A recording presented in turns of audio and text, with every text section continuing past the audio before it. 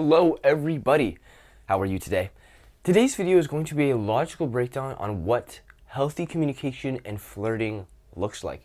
I'll be breaking down into the mindsets, the communication, how to display intent, the correct framing of how you are viewing this interaction, and then adding the emotion at the end. So this is for people who with a lot more of a logical brain, not super in tune with their emotions, knows how conversation comes very easily. Their anxiety is maybe spiking a lot when they speak to people. The first and one of the most important is your mindset, because this is what you're going to be coming in to the conversation, to the interaction with. This is going to be dictating how you're viewing yourself, the other person, and the world around you. And with those beliefs, those certain beliefs, you will act, you will talk, and you will do certain things based on the mindsets and beliefs that you have. An example of this is if I do not believe I'm good enough for another person because I look at them and say, why would that person want to, talk to me? I have very little to offer. That's my mindset. Well, guess how I'm going to act? Guess how I'm going to talk, and guess what I'm going to do? I may not even go up to that person and talk because I don't feel worthwhile. Or when I do go up to that person and start talking, I may stutter, I may freeze, I may get in my head, I may really start to get anxious and not be able to express myself, who I am, in the relaxed way that I usually can. Versus when you go to talk to someone you're very comfortable with, your friend, a family member, and your mindset is, oh, we're chilling, this guy's already my friend, I already know this person likes me. Well, you're going to be acting, talking, and doing way differently, way more relaxed, saying the things you want to say, being your fun, playful self. And that's the mindset you want to take into every interaction with everybody. And so you're going to have a natural resistance in your body. In your sympathetic nervous system, you're going to have a natural activation. And the sympathetic nervous system is the flight or fight. And we can actually, this is supposed to kick in. This is your body's way of telling you you're about to do something that's a little bit challenging. You're about to do something that could be resulting in rejection or judgment. And then from there, if we take that brain back to a tribal time, well, if you get rejected or you do something wrong socially, that could actually lead to the abandonment from that tribe, leading to your death. That could lead to other members in the tribe beating you or killing you because of something weird socially that you did that they didn't like, that lowered you in the hierarchy. Now you have so little, value to add, or people don't see you as that, and so you don't get resources. And so your brain is literally like such in its primal time, hasn't evolved to our society. It's like if something goes wrong here, our monkey friends are going to kill us, which we don't live in that society anymore. No one can hurt us, no one can beat us. And if that person doesn't like us or doesn't reciprocate, you just walk away and never see that person again. And so your brain is still stuck hundreds of thousands of years ago in the past, hasn't evolved to this modern society. And so that's why you get a physical feeling of anxiety, of cortisol, stress through your body when that anxiety is kicking in, when you want to do something that may be a little frightening. Now this is going to kick in actually like 10 times more when you're wanting to express your feelings to someone, express your interest to someone that you may like. And this is because, again, to the tribal times, if you were to talk to someone, talk to a guy, talk to a girl, whoever it may be, and you get rejected from that, well, what is that going to say about yourself? Oh, I'm expressing my interest, this person doesn't like me. I must just be a really bad person. Maybe it's my looks, maybe it's my personality, but oof, people don't like me. And so this mindset comes from your past experiences. And so if maybe every time you had already gone up to talk to people, they were very mean, they were negative, rejectful, dismissive, right? Whatever it could be. Well, then your mindset is going to be that too.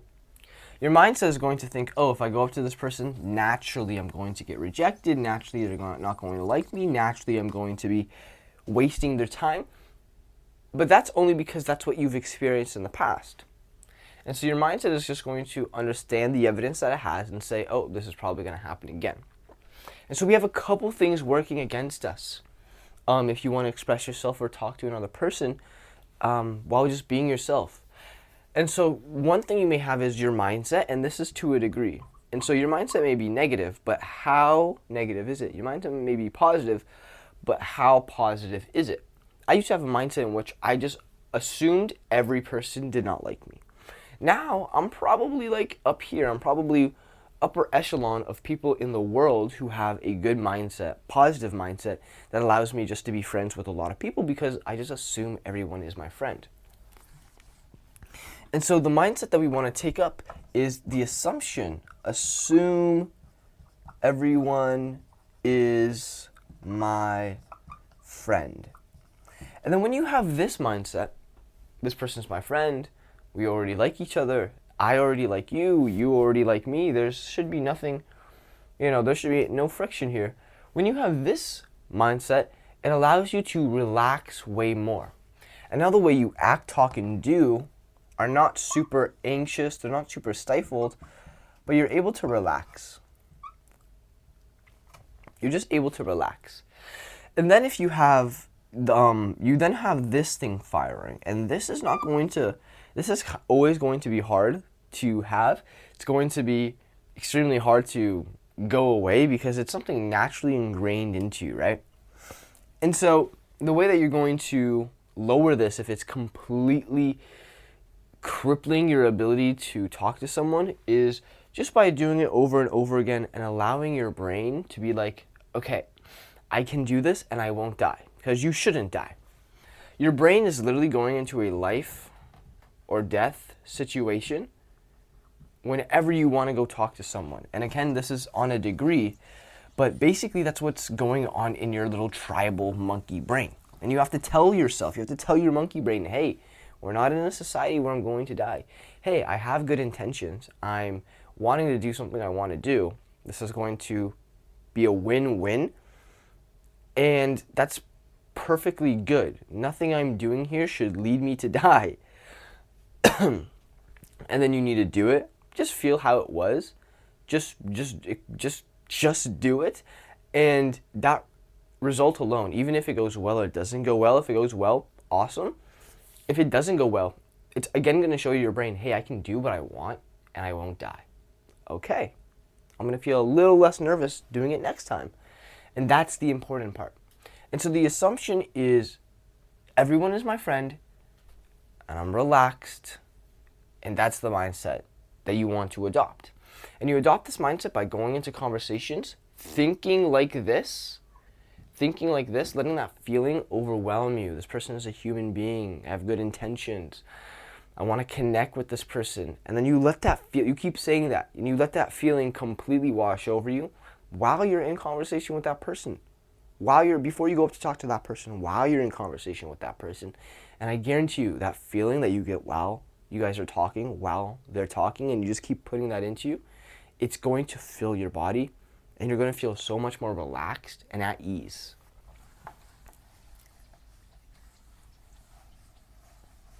When these things happen, some social muscles kick in. Your social muscles are these things I have found.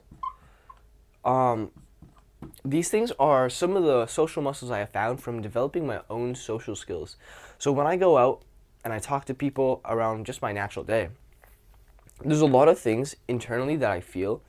And when I'm able to categorize them, define them, I'm able to pinpoint exactly, okay, I'm feeling this right now, and this means this, and so the best way to fix this is by doing this. And it just allows me to understand what's happening in my body and mind more on a subconscious level, be aware of it, and then have the ability to recorrect real time from there. And so an example would be a social muscle called free association. Free association is one of the hardest social muscles to develop for some people, because it takes you being relaxed. You cannot have your sympathetic nervous system, your fight or flight kicked in, because when that happens, your body kind of contracts inward, your muscles contract inward, your brain contracts inward, and it's very in here, or it's very explosive, and you just don't get that relaxation, that clear mind that allows you to be in a free association state. What a free association state is that you don't really run out of things to say, and what you say is you're not questioning it, you're not doubting it. So something like that when we're in a conversation would be, oh my God, you know, this trip, that trip you just took reminded me of this thing that I did last summer. That shirt, oh my God, dude, did you get that shirt from like this place? I swear to God, my mom has the exact same shirt, and it's basically your ability to just see the world and then tell the person or tell whoever you're talking to or whoever it is some stuff that it reminds you of. And it doesn't have to be insane. Lower the bar. There's nothing that you have to say that has to be like good or perfect, the perfect words. It's, yo, you know what? You're walking down, you see a store, it's like, you know, that store reminds me of this. Tell a little story about that. And your ability to free associate. Things that are just coming in, they go into your brain and they remind you of more stuff, and then you say that other stuff. And when you do that to the other person, it allows them to be like, oh, this guy's just like being relaxed. This guy's just talking. He's just not really setting the bar too hard for every perfect thing he has to say. Okay, he's just kind of being himself. And that, what it allows it to do is allow your authenticity come out, your personality to come out. And because you're lowering the bar, it lowers the pressure. So you lower the bar, it lowers pressure. And this is very, very good because pressure, especially in this laid-back flirting sense, is exactly the vibe that you want for yourself and the other person. You don't want that other person to be super uptight, stifled around you. And the way that you do that is by being relaxed, confident, and laid back in yourself. And then they will see that vibe from you and be like, oh, I can act like that too. But you have to do it first. You have to lead.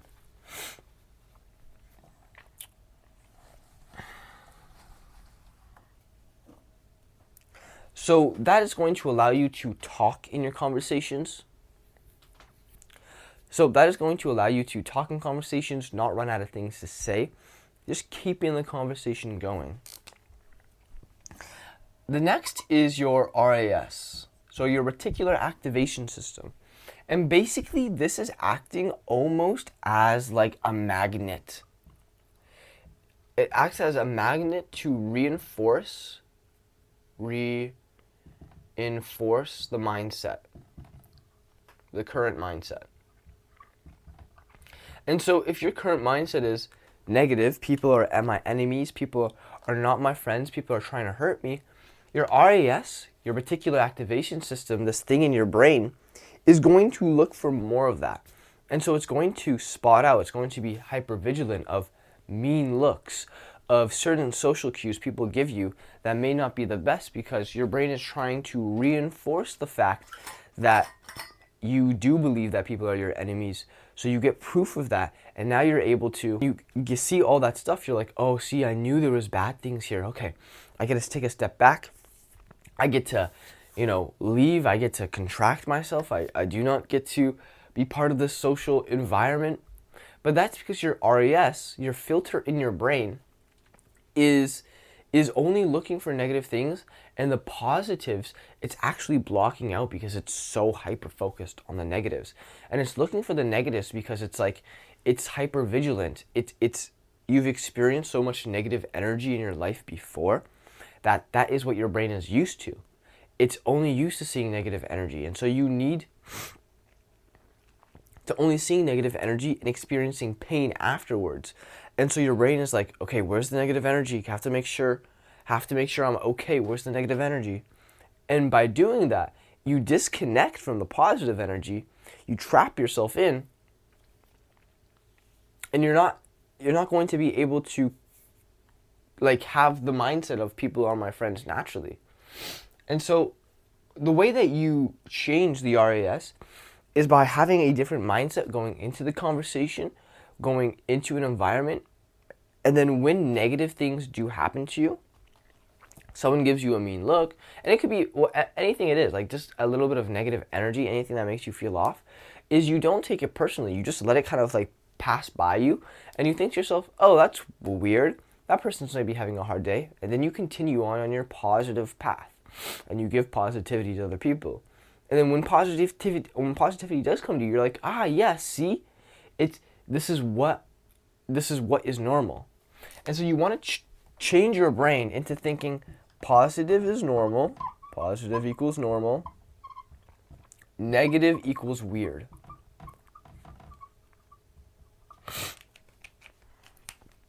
And all the positive energy in the world, that's normal, that's good, that's what should be, that makes you smile. The negative energy in the world, that's weird, that's below your standard, that's not where you want to be or occupy yourself, because who the fuck wants to be in a negative world state, you know? Always gloomy about the world. It just shows very little gratitude, which is an extremely unattractive trait. The next one is emotional vulnerability. Now, this one is used in both the time before dating, and it's being in a relationship, and it's everything after and in that relationship too. And so imagine we have two people and they meet each other. For them to connect and flirt with each other, emotional vulnerability has to be there. And then say they like each other, they're now together, maybe they're even in marriage, they're boyfriend, girlfriend, fiance, wife, whatever the romantic relationship be. Now their emotional vulnerability still needs to be there, but it changes into something else. And at the end of the day, emotional vulnerability is saying your honest thoughts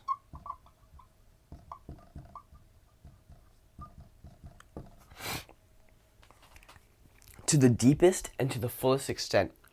And so when you're going up to someone that you like and you want to flirt with them, emotional vulnerability, saying your honest thoughts, would be, hey, I find you attractive, I just wanted to get to know you. Now, to say that to someone that you like is a very confident, bold, and direct thing to do. This takes fear of judgment very low. So if you're able to go up to someone and say, hey, I find you attractive, I just wanted to get to know you. Because that's such a bold thing to say, because a lot of people in the world would not be able to say that, and it's not even the most socially calibrated thing, but it's very honest. And if you went up to say that to someone, if someone came up to say that to me, I would be flattered. I would be like, okay, he's not trying to waste my time. She's not trying to waste my time. Okay. And he's kind of like giving me the option, maybe. She's kind of giving me the option to walk away, to stay. And so the emotional vulnerability, just expressing your thoughts honestly out there, is one of the most attractive things that you could do. It shows honesty, shows confidence. But to do something like that, your fear of judgment has to be low. And your fear of judgment is going to come from, okay, how is this person going to receive it? Are they going to like me? It's going to come from, how about the people around me? What are they going to think? What if this person doesn't like me? What am I going to think about myself? And all those thoughts that holding you back, limiting beliefs, negative things, it's because your fear of judgment is really high in that case. And so if you want to say something like that, your emotional vulnerability, when your fear of judgment goes down, your emotional vulnerability naturally goes up, because they're inverse. They're related to each other, but the opposite way.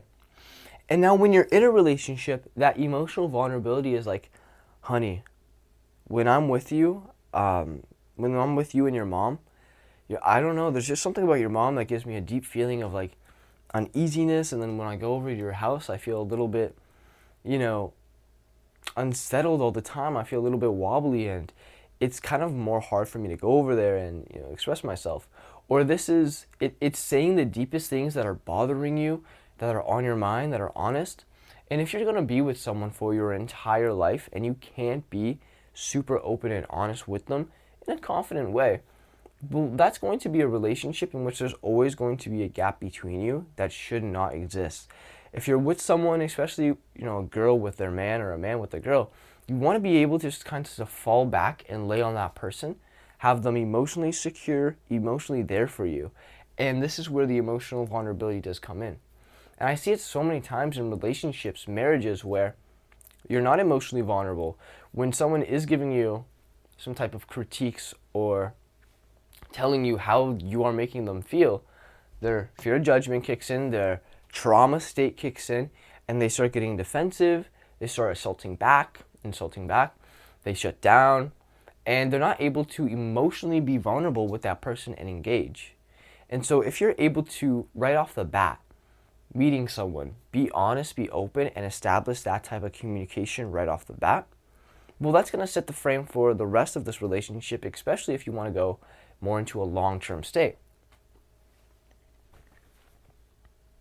So emotional vulnerability is anytime you get that feeling of, I want to say something to you, but I'm kind of going to get scared and kind of get that fear of judgment. And I don't know how you're going to feel about that. And it's what I want to say, but I don't know how I'm going to be perceived. I don't know how you're going to take it. Your fear of judgment is high. Your emotional vulnerability is low. Practice it. Just say it and see the result that you get. See what happens afterwards. And I guarantee you being open and honest about yourself is not a bad thing. And it's a mistake that I have made. And only after practicing it and being comfortable with it, because it's a learning curve, do you understand the value of being emotionally vulnerable with yourself and with other people. It's a beautiful thing. Okay, now that we have some social tools under our belt, we have our, what was the first one I said? Free association. So we're able to carry conversations. We're able to be playful, relaxing conversations. Our RAS, and it's important to know where your RAS is, because your RAS is very subconscious. Very subconscious. And so, again, it's like anything that negative happens around you, you're always looking for it. And you can have a positive RAS too. Anything positive around you, you're like, oh, this is normal, this is what, you're always looking at more positive things. The negative things that happen to you or that happen around you, you're more like, oh, that's weird and that's not normal. Goodbye. And you just avoid it. And this is a very subconscious thing that happens. And so a lot of it is reprogramming your natural brain to, when it feels negativity or that bad energy, it just moves out of the way. And it's like, I don't want to associate with that. And when it gets that good energy, it's like, yes, this is what we want. And this is really good because when you're in conversation with someone and they maybe give you a tease, they maybe say something to you, are you interpreting that as like, oh, this person hates me? Are you interpreting, again, even the emotional vulnerability in a relationship? Are you interpreting that person explaining their emotions to you as an attack or an insult? Are you interpreting things around you as someone trying to hurt you? So your RES is like a physical representation of your mindset on steroids almost. And the way you change your RES is slowly over time by being mindful of when you're getting these negative thoughts, how they're making you feel, and then saying to yourself, do I want to align with this actions and this me being of myself as a person? If not, then you are aware that, hey, maybe I'm acting in a negative RES mode, and then you change that to a positive. Okay, even though I got negative energy, I'm just going to still be positive to that person. Even though they're giving me negative energy, I'm above that. I'm still going to be my playful, positive self. And that's where you're acting at. Our emotional vulnerability, our ability to be open and honest, our sympathetic nervous system, knowing when our body is feeling that anxiety and stress because of primal triggers that every human has. The fear of judgment, when we're really scared in our ego, how will I look? How are people going to judge me? And it's like, bro, you have like so many years on this life. You're only going to be here for so long. Fuck your fear of judgment. Go and do it. So now I want to give you an example of how a conversation would look with these underlying mindsets in them. And so let's just take this example of I'm walking and there is, maybe I'm at a grocery store or something, I'm looking at my fucking cucumbers, and there's a person I find interesting next to me. Maybe that person has a nice style to them, they're wearing something. Here's what's going to happen, and it's even before in the mindset. So the mindset is, when I'm out grocery shopping, what's your mindset? Oh, fucking inflation. Oh my God, this government hates me. Oh my God, the grocery stores, fucking prices are raised. Oh my God, there's no cucumbers here. already in your mind, it's like so negative and uninviting. Flirting and expressing and communicating is all about the energy. And the energy you want is fun, it's playful. Who wants to come into your life and they're just like, oh my god, it's so gray and boring in this bitch? No, they want to be around someone who is fun, playful, confident in their own skin, able to relax, take jokes, take jokes on themselves, give jokes.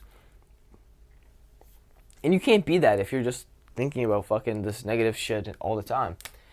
And so the energy inside of you already, the mindsets inside of you already is, the world is fun.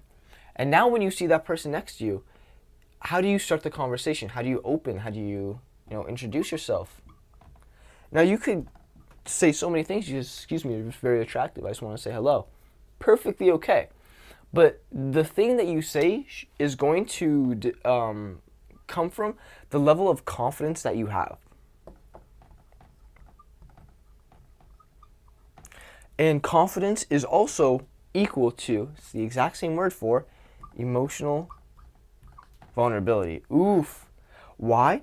Because your confidence is your ability to go out, do what you want, have conviction in yourself, even with the possibility of getting rejected or it failing. That's confidence. If you knew you were going to do something and it would work out 100% of the time, that's not confidence. That's just you doing an action.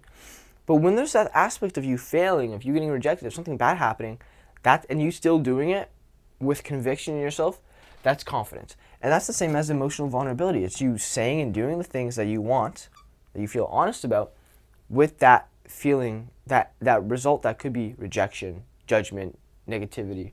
And so they're exactly correlated. Now you could say, hey, I found you attractive, I just wanted to see how you are, or who you are, or talk a little bit something.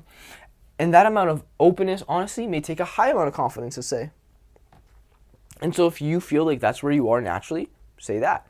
But if you're not, then I would start with more of a beginning the conversation and then going from there. And again, 93% of communication is in the sub-communication. So it's really not about the words you say, but it's the energy that you bring. And the energy you bring should be relaxed, fun, and playful, and that should come from your mindsets.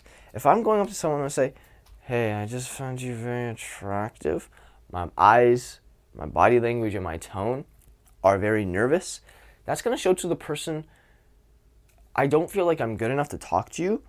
And then, especially in a dating sense, why would I want to be around?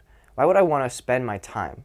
I could spend it with other people around someone who doesn't even believe that they're worth enough to be with me. Who am I going to believe? Myself or you? I'm probably going to believe you. And so you want to come with the energy of, hey, I'm no better than you, but no one's really better than me. We're all equal. We're all here to have fun on this world. We're all here to vibe. And then you go from there. And then you think to yourself, okay, I like this person, I like this style. And then you could, say you're over here. You could just say, hey, I like your style. Maybe ask that person what they're looking for. Anything to start a conversation. And now this is, again, one of the hardest things to do. You get in your mind, oh, I'm going to bug them, I'm going to do this. Just do it. Just do it. The starting conversation shouldn't be hard. It's just kind of starting the conversation. And then the main thing is reading the body language. It's reading their sub-communications. How do they respond? And so you could say, hey, are you looking for something? Just anything, right? Hey, I really like that outfit. How are you? Right? The beginning of the conversation, it doesn't matter. Like the first words doesn't fucking matter. It's about how you're having that conversation, who you are, the process of it. And so if you're getting caught up right on that first thing, oh, I don't know how to start the conversation, you need to just go up and start. And then it's getting to know that person, adding your own personal input, and having fun with playful energy, playful communication. I'll tell you how to do that in a sec. And so it's it's talking to that person, starting that conversation, which shouldn't be hard at all. Hey, excuse me, how are you? I just really like that style. Are you like into fashion or something? I really like those earrings or those blah, blah, blah. Just anything to start the conversation. And then you're going to read the communication back if they're interested into you. If they're super dismissive or super like, I don't feel like talking, then you'd be like, okay, yeah, no worries, you have a good one. But if they show interest, they turn to you, maybe they ask you a question back, maybe they just shift their attention more towards you, you'll be able to tell very subconsciously that, hey, this person may want to talk to me versus this person definitely doesn't want to. And that's what you're reading for. It's always this, I'm giving energy, I'm going to see how you respond to that. If it's positive, okay, we can be more closer together. And if it's negative, okay, I'm going to, recalibrate to that too. So it's an open, just talking to that, just starting the conversation, reading the body language, and then it's a mix of being interested in what they're doing. So if you want to take this person out, you want to get to know this person more, you probably want to know a little bit about them before you ask them out. You want to get to know a little bit about them because they could be a killer, they could be a serial killer, they could be a fucking dog murderer, a kitty killer, a terrorist, genuinely. And you wouldn't know that if you were just like, oh, you're good looking, want to go out with me?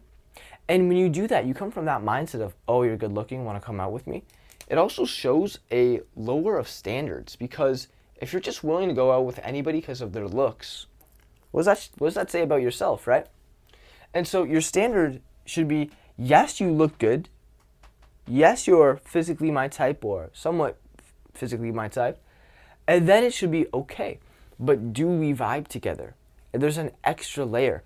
And so this means even calling someone attractive, even calling someone good looking, is not giving away power. It's not giving away everything in the conversation or to yourself, because that isn't what the determining factor is. If you go up to someone and say, hey, I find you pretty, and I find you smart, and I find you very kind, and I find you like this, and I find you this, and then you say all that, and you don't even know the person, then it's like, whoa. That's too much, man. You don't even know me. And so being interested in that person, getting to know them, and how do you get to know them? You ask questions. But you don't go into an interview mode. You don't ask question, they give an answer. Ask another question, they give an answer. Ask another question. That's an interview mode. And so it should be a back and forth dialogue of you giving value, them giving value. And the way you give value is by telling about yourself. Maybe it's some stories that you had, personal input, beliefs, statements. And so this can be making an observation about that other person, something that they're wearing. You have to understand, before people go out, they have to put on all the clothes, they have to choose how they look, they have to put all this effort into themselves. They're doing it for, yes, themselves, just to, be clothed, but these are things that people put a lot of time into. Of course, they're going to want to receive some type of validation or attention from that, and you can call that out. Something about their wearing, something maybe unique about them, and just saying, hey, I like that, or making a statement, hey, that makes me feel like this. That is how you add value to the conversation. And then it's maybe asking them a question, they respond back to you, oh, that's awesome, I actually did something like this, blah, blah, blah, blah, blah, activating your free association muscle. And then you're just getting to know each other. And then sparkled in between that, telling a little bit about myself, asking you, relating to that, telling a bit about myself, asking you, relating to that. Sparkled in between there is an emotional energy. Emotional energy, playful energy. Fuck, I don't know how to fucking spell energy. Dear God. Emotional energy, playful energy.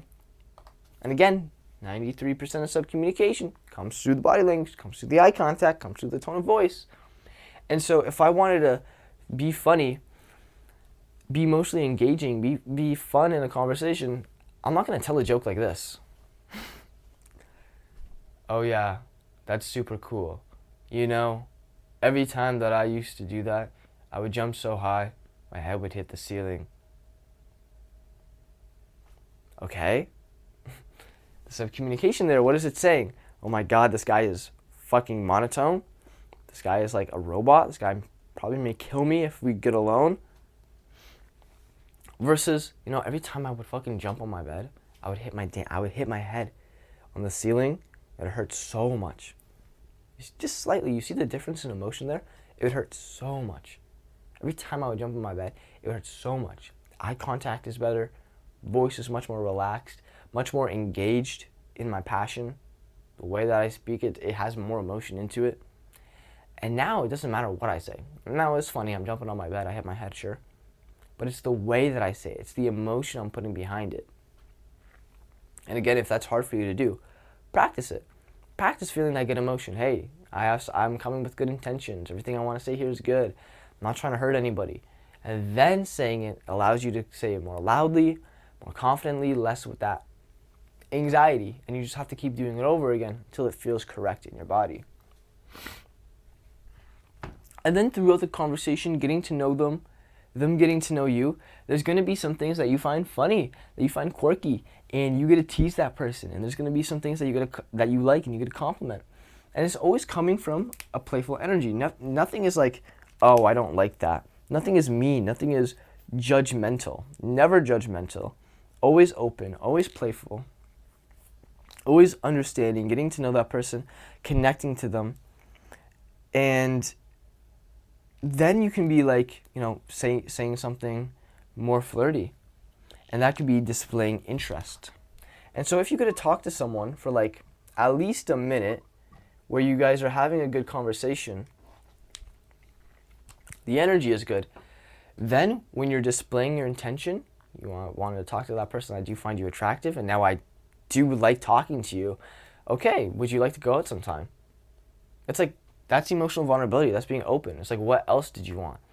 You obviously came up to talk to me because you find me attractive. For you to act any other different way or to be like,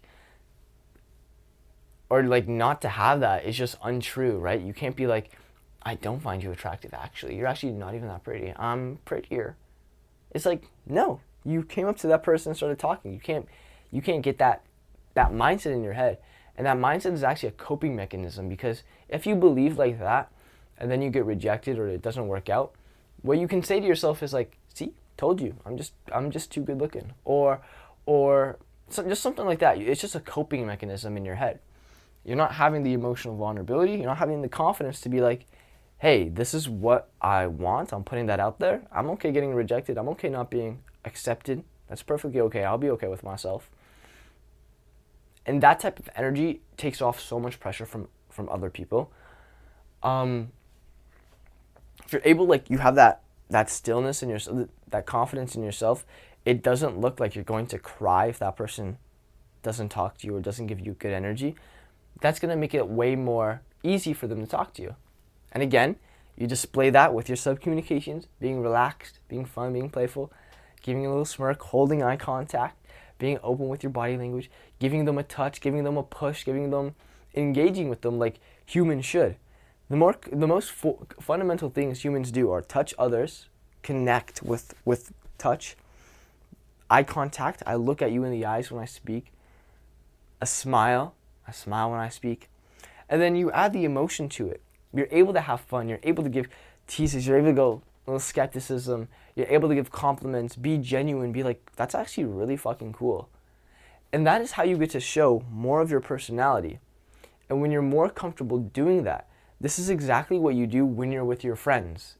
But when you're talking to someone you find interesting, all those things constrict. And so I have to break them down for you to be mindful. And then you can practice on each one of them one at a time and hopefully get better.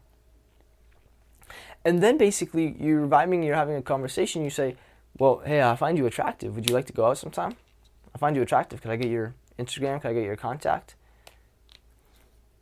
Because now you've already talked to each other. You're already established some type of vibe. You already know each other. That person now gets to make a decision based off, yes, your looks and your personality. If it was just your looks, it's like, I don't know who you are. But now that it's your looks and personality, that gives the person, okay, this guy or girl seems a lot cooler than just other people who come up and ask me for a number or come up and try to talk to me without going anywhere. It's like, this guy gave good vibe, he was funny, I like him, he's confident, he displays his intention. Same thing with the girl. Okay, And that's a way better way of going out talking to another person, because first it comes from you being like, I like the way you look, but I don't know about you yet. So let's talk a little bit. Let's see if we have fun. Let's see if there's some qualities that you have that I would be interested in, or that I'm interested in the partner I have having. And then we can go from there. And so one of those, traits you may be looking for is same quality or same type of humor, same type of ambition in life, or some ambition in life, some type of stability, some type of security, some type of, and it can be all these traits, patience. And then you're looking for that as you talk to that person. Then you can be like, it actually comes as way more appreciative.